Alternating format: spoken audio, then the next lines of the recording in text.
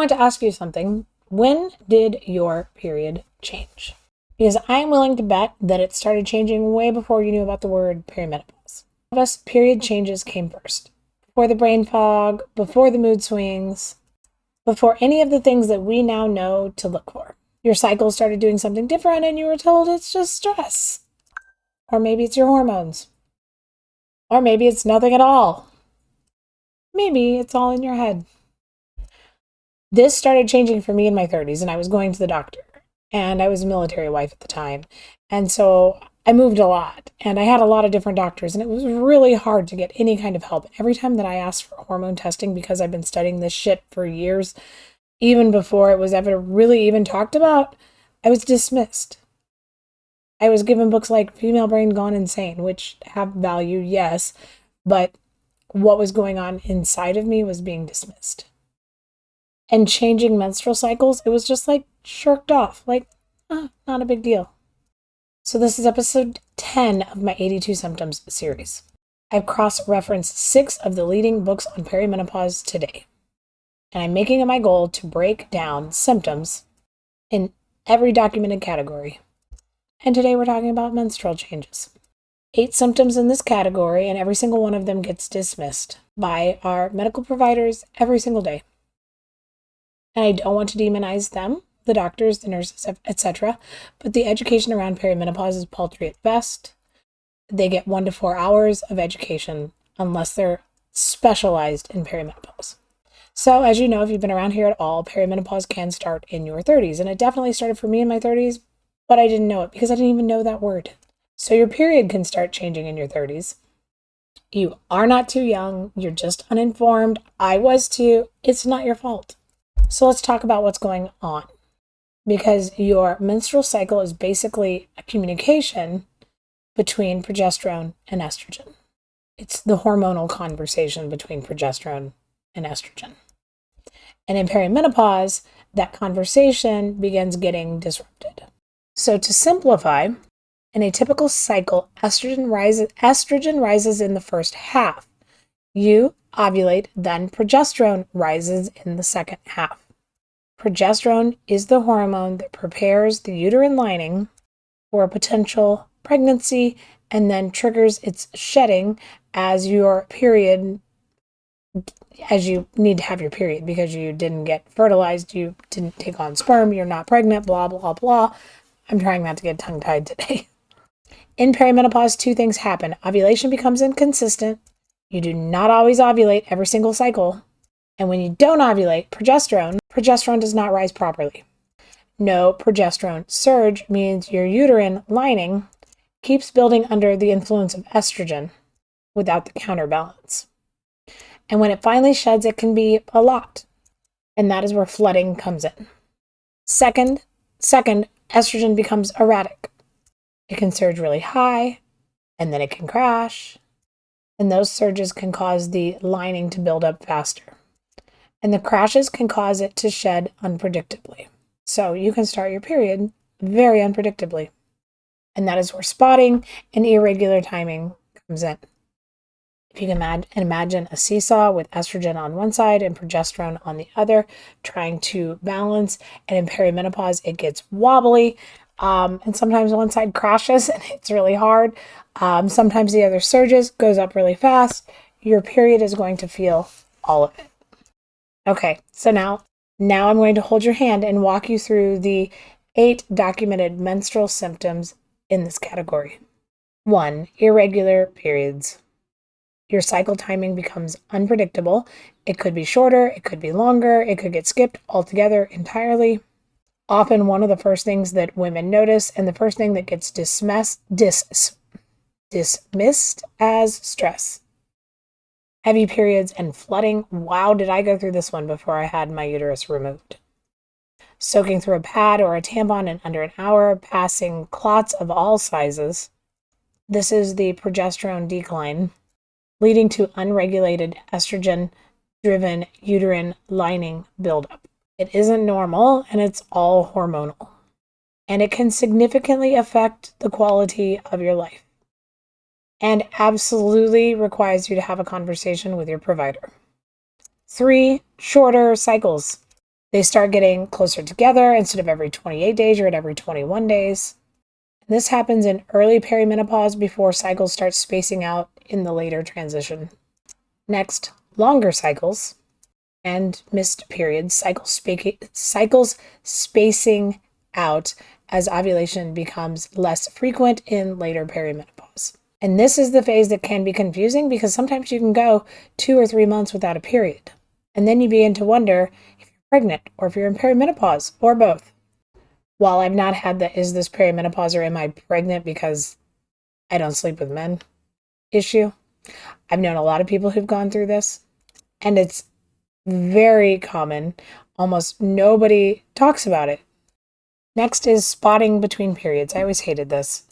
Mid-cycle or random spotting due to estrogen fluctuations, which destabilize the uterine lining. Always worth mentioning again to your provider, not to be alarmed, but also to rule out other causes. Breast tenderness, cyclical or constant.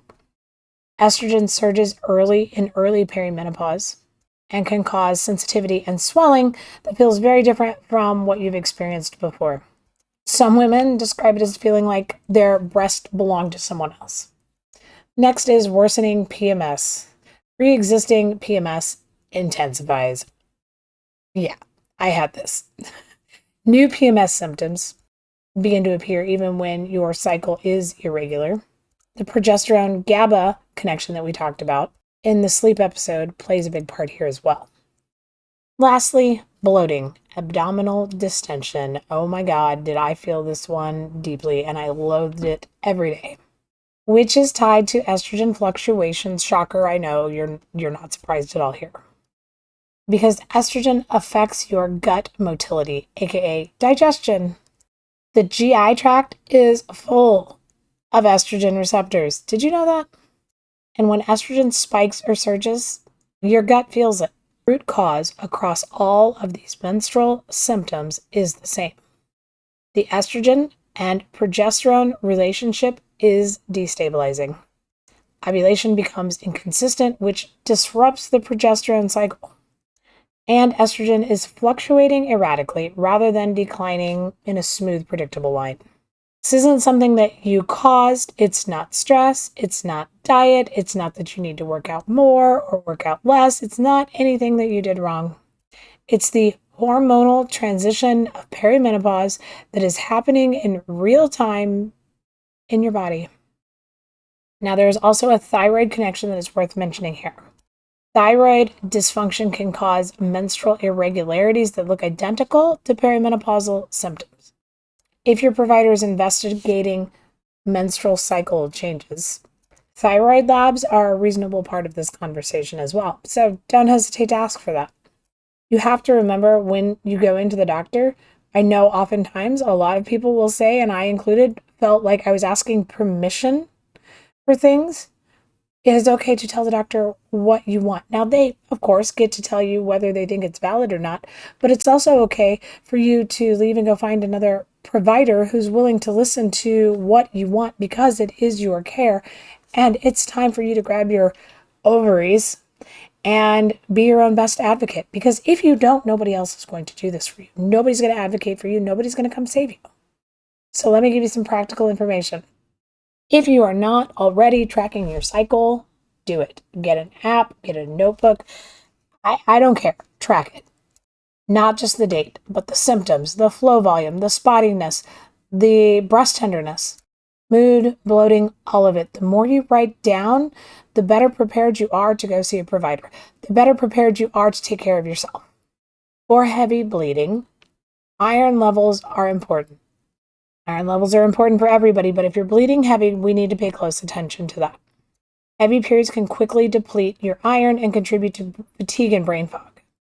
Getting your iron and ferritin checked if you're flooding regularly is considered important, and I can tell you from my own personal experience, I almost bled out after having bad periods for 9 months. I got a blood transfusion because I bled so much. Don't overlook this. They said I was real close to not being okay. Tranexamic acid is a non-hormonal prescription option for heavy menstrual bleeding, worth having the conversation with your provider. It doesn't address the root cause, but it can significantly reduce the blood loss in the short term. Progesterone, oral micronized progesterone, or even a progesterone IUD. These can help start to counterbalance the estrogen dominant patterns of driving heavy periods, the estrogen dominant patterns that are driving your heavy period. And this is part of the broader hormone therapy conversation, which is getting its own full episode. For worsening PMS, magnesium glycinate, go do your research, well documented for PMS symptom reduction. It supports the GABA system and progesterone interacts well with it. Reducing alcohol, especially in the luteal phase. Alcohol tanks progesterone and amplifies estrogen dominance patterns. If your PMS is significantly worse, it is worth a 1-month experiment. Cutting alcohol 2 weeks before your period. I was shocked by how much better I felt. Seed cycling, my sister is doing that or has done that, also has anecdotal support in the functional medicine space. I haven't done it yet.